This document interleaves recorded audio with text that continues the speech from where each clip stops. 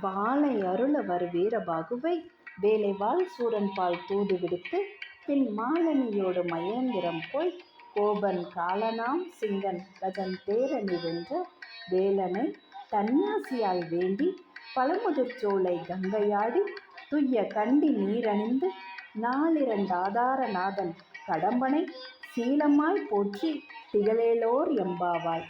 திருமுருகன் எம்பாவை. பாடல் 9. 9 சக்திகள். வாளை என்பது ஒரு சக்தி. அந்த சக்தியினுடைய பிள்ளை வீரபாகுதேவர். அவரை சூரன்பால் தூது அனுப்பினார்கள். ராமாயணத்தில் அனுமன் தூது, மகாபாரதத்தில் கிருஷ்ணர் தூது, இங்கு கந்த புராணத்தில் நம் வீரபாகுதேவர் தூது. வீரபாகு தூது போனார். சூரன் மறுத்து விட்டான். சிவபெருமானுடைய பிள்ளை முருகப்பெருமான், சிவன் சக்தி திருமால் தேவர்கள் அணியோடு மகேந்திரம் சென்று போரில் பானுகோபன், காலனாம் சிங்கமுகன், கஜன் தேரணி அசுர சேனைகளை வென்றார். சூரன் இறப்பு அது பின்னாலே. சூரன் இறப்பே கிடையாது. சூரனுக்கு பெருவாழ்வு. ராவணன் இறந்தான், துரியோதனன் இறந்தான், கம்சன் இறந்தான். முருகப்பெருமான் முன்னின்ற சூரன் இறக்கவில்லை.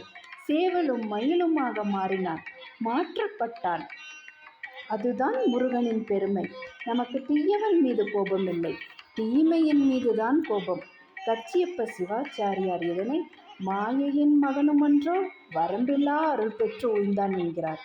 6 ஆதாரத்திலும் உரைபவர் முருகப்பெருமான்.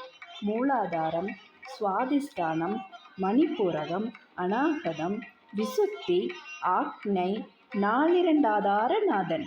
முருகப்பெருமான் பெயர்களில் மிகச் சிறப்பான பெயர் கடம்பன். கடம்ப மலர் மாலை அணியும் கடம்பனை வேலனை தன்யாசி ராகத்தில் பாடி 6ஆம் படை வீடான பழமுதிர்ச்சோலையில் உள்ள நூபுர கங்கையில் நீராடி திருநீறு ருத்ராட்சம் பூண்டு வேண்டி துதிப்போம்.